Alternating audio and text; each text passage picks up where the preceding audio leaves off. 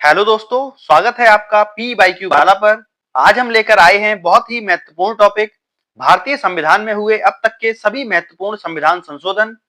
दोस्तों, हम इन्हें एमसीक्यू फॉर्मेट में देखेंगे, साथ ही बीच बीच में हम थोड़ा विश्लेषण भी करेंगे। और दोस्तों, वीडियो के अंत में आपके लिए प्रैक्टिस क्वेश्चंस भी हैं। तो आइए शुरू करते हैं। सबसे पहला प्रश्न है, भारतीय संविधान में संविधान संशोधन का प्रावधान किस भाग में है? तो दोस्तों, ये है संविधान के भाग 20 में। अगला प्रश्न है, संविधान संशोधन की प्रक्रिया संविधान के किस अनुच्छेद में वर्णित है? तो यह है अनुच्छेद 368 में। अगला प्रश्न है, 9वीं अनुसूची को संविधान में किस संविधान संशोधन के तहत जोड़ा गया? तो यह जोड़ा गया था पहले संविधान संशोधन के द्वारा। अगला प्रश्न है, प्रथम संविधान संशोधन कब किया गया था? यह किया गया था 1951 में। अगला प्रश्न, संविधान में संशोधन करने का अधिकार किसके पास है? तो दोस्तों, यह अधिकार है संसद के पास। अगला प्रश्न है, राज्य पुनर्गठन अधिनियम 1956 को लागू करने के लिए संविधान में कौन सा संशोधन किया गया? तो दोस्तों, यह किया गया था 7वां संविधान संशोधन, जो कि 1956 में किया गया था। दोस्तों, 7वें संविधान संशोधन के हम कुछ महत्वपूर्ण प्रावधान देख लेते हैं। दोस्तों, संविधान निर्माण के समय जो विभिन्न राज्यों को 4 भागों में बांटा गया था, जैसे भाग ए, भाग बी, भाग सी और भाग डी, इनकी समाप्ति कर दी गई और इसके साथ ही 14 राज्यों और 6 केंद्र शासित प्रदेशों का गठन किया गया। दोस्तों, जो मूल संविधान में प्रत्येक राज्य के लिए एक उच्च न्यायालय का प्रावधान किया गया था, 7वें संविधान संशोधन में कहा गया कि 2 या 2 से अधिक राज्यों के लिए एक कॉमन उच्च न्यायालय की स्थापना की जा सकती है और इसके साथ ही उच्च न्यायालयों के न्याय क्षेत्र का विस्तार संघ शासित प्रदेशों तक कर दिया गया। उदाहरण के लिए हम देख लेते हैं। दोस्तों, जो बॉम्बे हाई कोर्ट है, इसके न्याय क्षेत्र में महाराष्ट्र, गोवा, दादर एवं नगर हवेली और दमन और दीव आते हैं। इसके अलावा कलकत्ता हाई कोर्ट, इसके अंडर में कौन कौन आता है? पश्चिम बंगाल और अंडमान और निकोबार। उसके बाद है गुवाहाटी हाई कोर्ट, इसके अंडर में आते हैं अरुणाचल प्रदेश, असम, मिजोरम और नागालैंड। दोस्तों, इसके अंडर में कितने? 4 राज्यों के न्याय क्षेत्र आते हैं।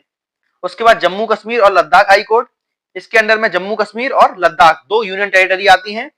उसके बाद है केरल हाई कोर्ट, जिसके अंडर में केरल और लक्षद्वीप आते हैं। उसके बाद है मद्रास हाई कोर्ट, जिसके अंडर में आते हैं पुदुचेरी और तमिलनाडु। उसके बाद है पंजाब और हरियाणा हाई कोर्ट, जिसके अंडर में आते हैं पंजाब, हरियाणा और चंडीगढ़। दोस्तों, ये जो गुवाहाटी हाई कोर्ट है, इसके बारे में आप याद रखना, अभी हाल ही में एक परीक्षा में ये प्रश्न आया था कि निम्न में से किस हाई कोर्ट के न्याय क्षेत्र में सर्वाधिक राज्य आते हैं? तो इसका सही उत्तर है गुवाहाटी हाई कोर्ट। दोस्तों, इसके न्याय क्षेत्र में कुल 4 राज्य आते हैं।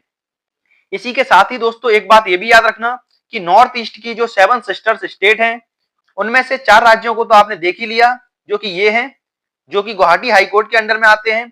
किंतु जो बाकी 3 राज्य हैं, मणिपुर, मेघालय और त्रिपुरा, इन तीनों के खुद के हाई कोर्ट हैं। दोस्तों, इन्हें याद रखना, अक्सर इनमें कंफ्यूजन हो जाता है। आगे देखते हैं, दादर और नगर हवेली को भारतीय संघ में किस संविधान संशोधन के तहत जोड़ा गया? तो दोस्तों, ये जोड़ा गया था 10वें संविधान संशोधन के तहत, जो कि किया गया था सन 1961 में। आगे देखते हैं, गोवा, दमन और दीव को भारतीय संघ में किस संविधान संशोधन के तहत शामिल किया गया?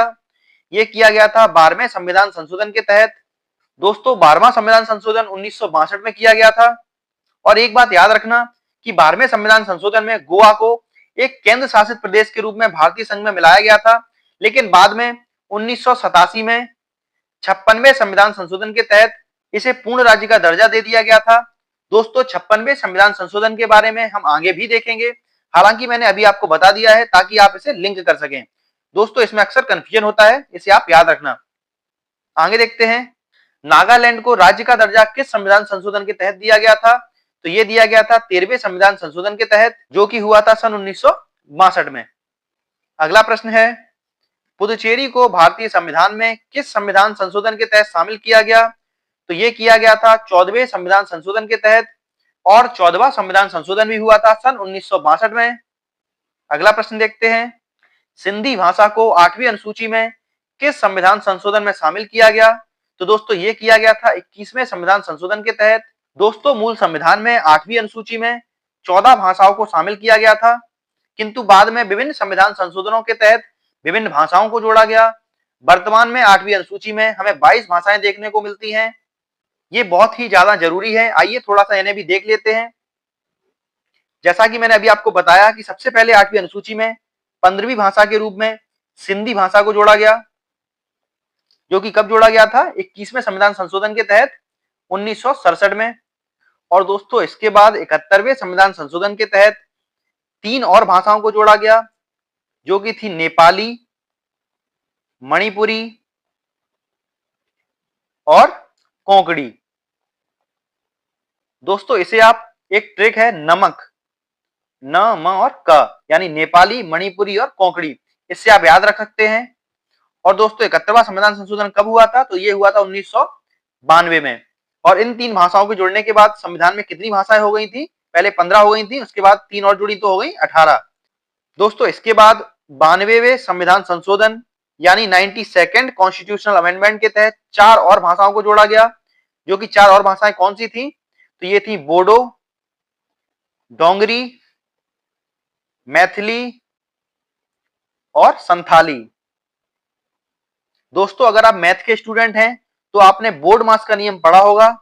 बोर्ड मास, दोस्तों ये एक ट्रिक है बोर्ड मास, जिससे आप इन 4 भाषाओं को याद रख सकते हैं। जैसे बो से है बोडो, डा से है डोंगरी, मा से है मैथिली और सा से है संथाली। बस इसी ट्रिक से आप इसे याद रखना। मैंने इसे ऐसे ही याद किया है। इन 4 भाषाओं को जोड़ने के बाद कितनी भाषाएं हो गई? तो ये हो गई थी 22 भाषाएं, जो कि वर्तमान में भी इतनी ही भाषाएं हैं। और दोस्तों भाषाओं के लिए अभी तक 3 संविधान संशोधन हुए हैं। इन्हें याद करने के लिए भी आपको एक ट्रिक बता देता हूं, जिससे आपको याद रखने में आसानी हो। दोस्तों ये 3 संविधान संशोधन कौन से हैं? तो एक है 21वां संविधान संशोधन, उसके बाद 71वां संविधान संशोधन और उसके बाद 92वां संविधान संशोधन। दोस्तों याद रखना 21 + 71 कितने होते हैं? 92। तो इस तरह से आप कुछ लिंक कर लेना आपस में, आपको याद रहेगा। पहले 21वां संविधान संशोधन हुआ, जिसके तहत एक भाषा जोड़ी गई, जो कि थी सिंधी। 71वें संविधान संशोधन के तहत 3 भाषाएं जोड़ी गई, जो कि थी न, म और क, नेपाली, मणिपुरी और कोंकणी। उसके बाद 92वें संविधान संशोधन के तहत 4 भाषाओं को जोड़ा गया, जो कि थी बोर्ड मास यानी बोडो, डोंगरी, मैथिली और संथाली। दोस्तों उम्मीद है आपको इससे याद रखने में आसानी होगी। आगे चलते हैं। अगला प्रश्न है, किस संविधान संशोधन में संसद को यह शक्ति दी गई कि वह मौलिक अधिकारों सहित संविधान के किसी भी भाग में संशोधन कर सकती है? तो दोस्तों ऐसा किया गया था 24वें संविधान संशोधन के तहत, जो कि हुआ था सन 1971 में। अगला प्रश्न देखते हैं। अगला प्रश्न है, सिक्किम को पूर्ण राज्य का दर्जा किस संविधान संशोधन के तहत प्रदान किया गया? तो यह किया गया था 36वें संविधान संशोधन के तहत, और यह हुआ था सन 1975 में। अगला प्रश्न है, किस संविधान संशोधन को लघु संविधान के रूप में जाना जाता है? तो दोस्तों ये है 42वां संविधान संशोधन। दोस्तों ये बहुत ही महत्वपूर्ण संविधान संशोधन है, जिसे लघु संविधान कहा जाता है। इस संशोधन को आपातकाल के समय इंदिरा गांधी जी के काल में लाया गया था, जिसने संविधान की प्रस्तावना, मूल अधिकार, नीति निर्देशक तत्व, न्यायपालिका, संसद, राज्यों के अधिकार, राष्ट्रपति की शक्तियां, न्यायिक पुनरीक्षण आदि अनेक भागों में परिवर्तन किए। अनेकों अनुच्छेदों में संशोधन किया गया और 13 नए अनुच्छेद जोड़े गए।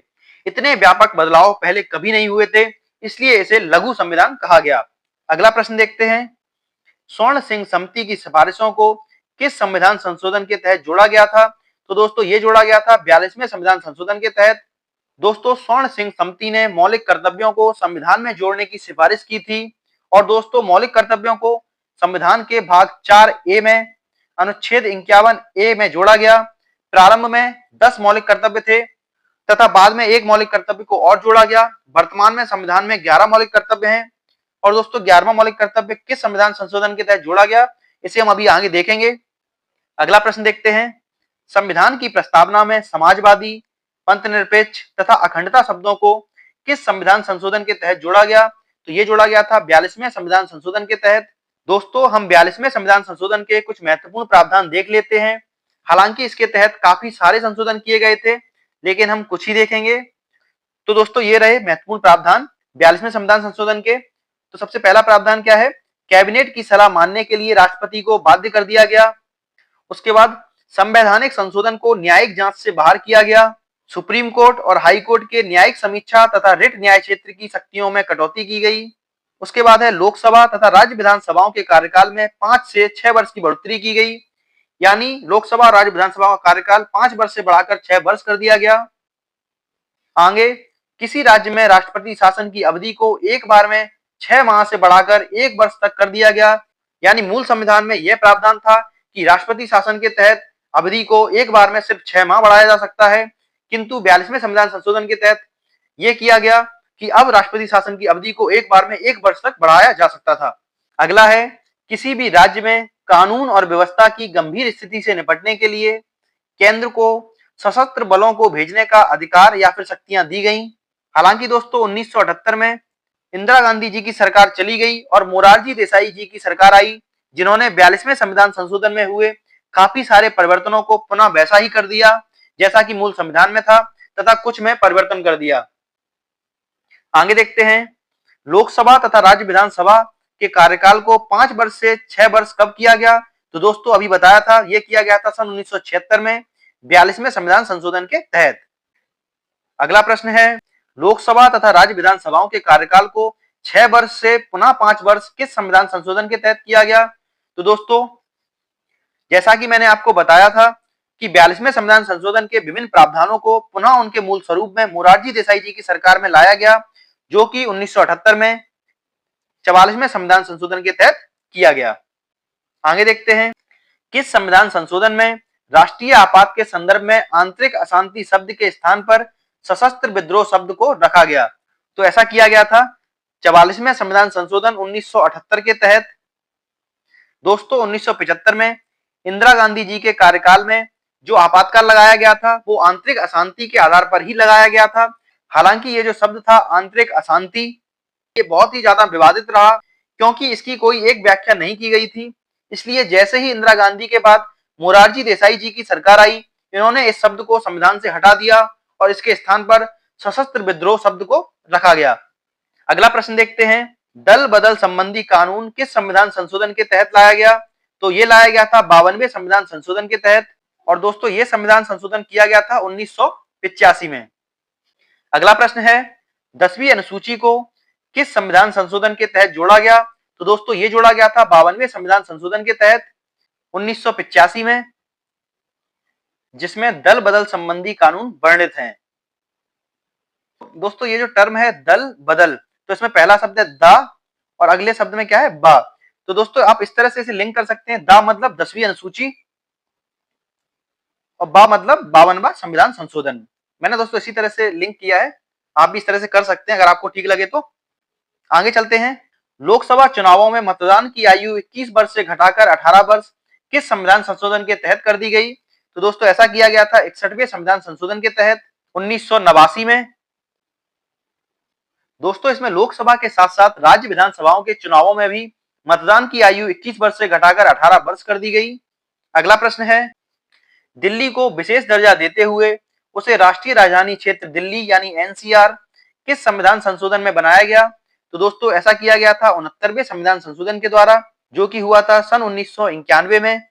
इसके साथ ही दिल्ली के लिए 70 सदस्यीय विधानसभा और 7 सदस्यीय मंत्री परिषद की व्यवस्था की गई।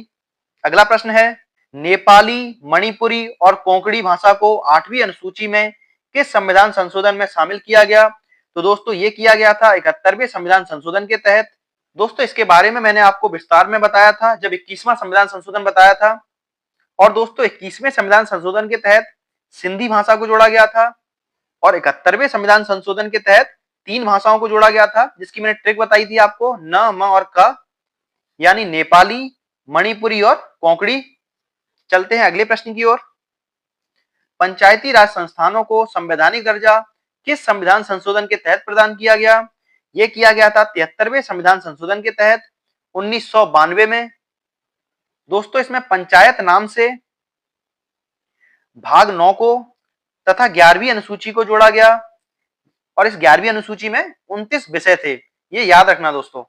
अगला प्रश्न है, शहरी स्थानीय निकायों को संवैधानिक दर्जा किस संविधान संशोधन के तहत प्रदान किया गया?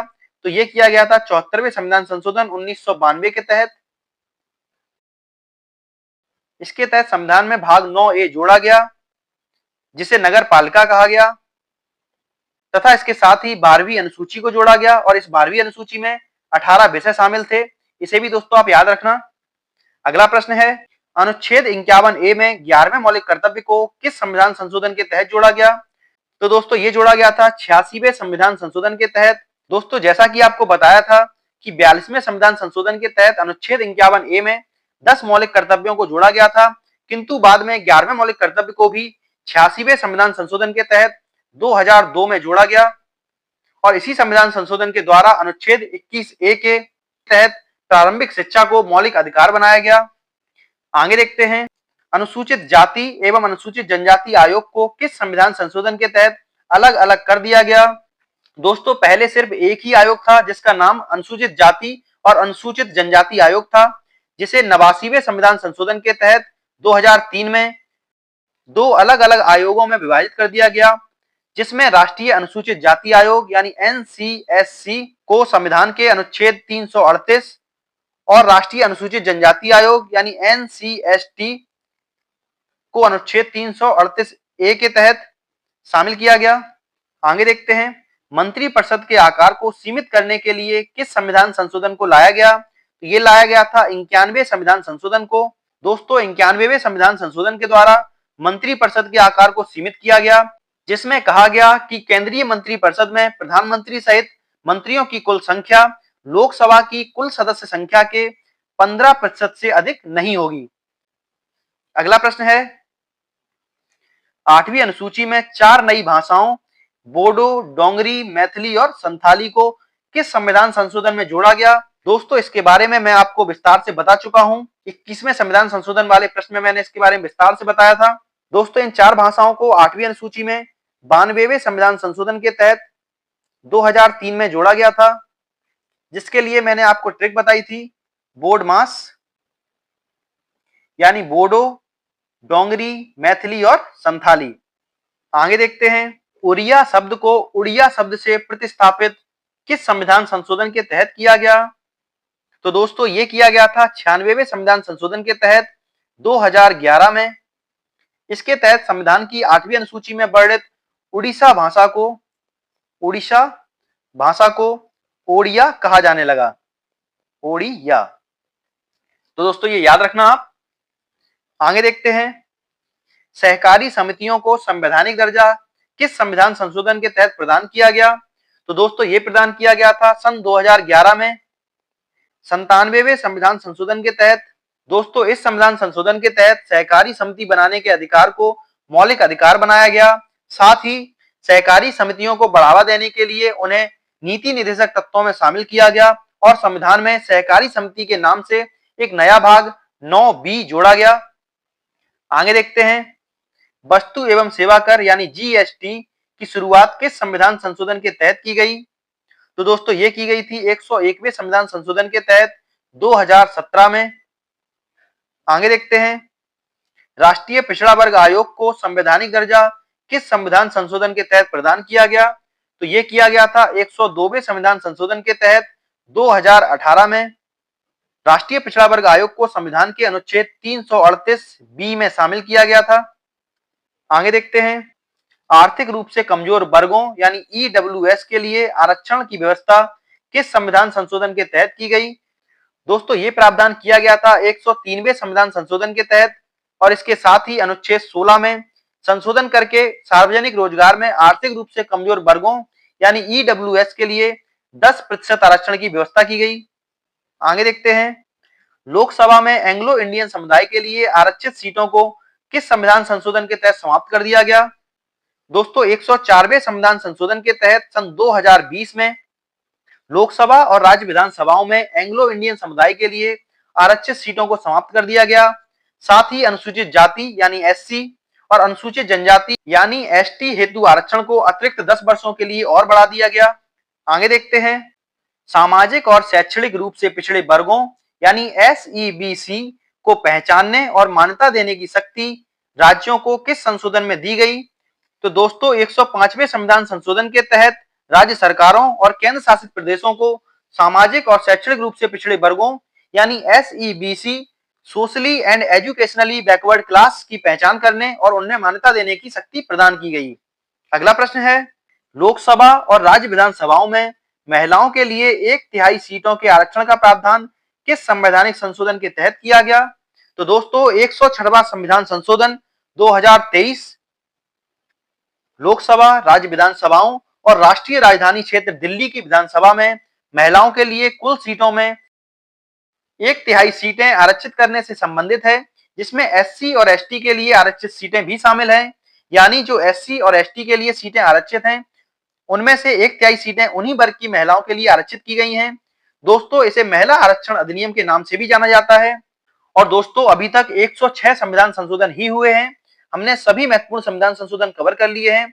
अब इसके बाद आपके लिए कुछ अभ्यास प्रश्न हैं, जिनके आंसर आपको कमेंट बॉक्स में देना है। तो पहला प्रश्न है, मूल संविधान में 8वीं अनुसूची में कितनी भाषाएं थीं? ऑप्शन है 14 भाषाएं, 15 भाषाएं, 18 भाषाएं या फिर 22 भाषाएं। अगला प्रश्न है, संविधान की 10वीं अनुसूची किससे संबंधित है? भाषा संबंधी प्रावधान, दल बदल संबंधी प्रावधान, राज्यसभा सीटों के आवंटन संबंधी प्रावधान या फिर पंचायत राज संबंधी प्रावधान। अब क्वेश्चन नंबर 3 है, 71वें संविधान संशोधन में किन 3 भाषाओं को 8वीं अनुसूची में जोड़ा गया? तो आपको ये बताना है इनमें से कौन सी 3 भाषाएं थीं। अगला प्रश्न है, मौलिक कर्तव्यों को किस संविधान संशोधन के तहत संविधान में शामिल किया गया? ऑप्शन है 42वां संविधान संशोधन, 44वां संविधान संशोधन, 76वां संविधान संशोधन या फिर 91वां संविधान संशोधन।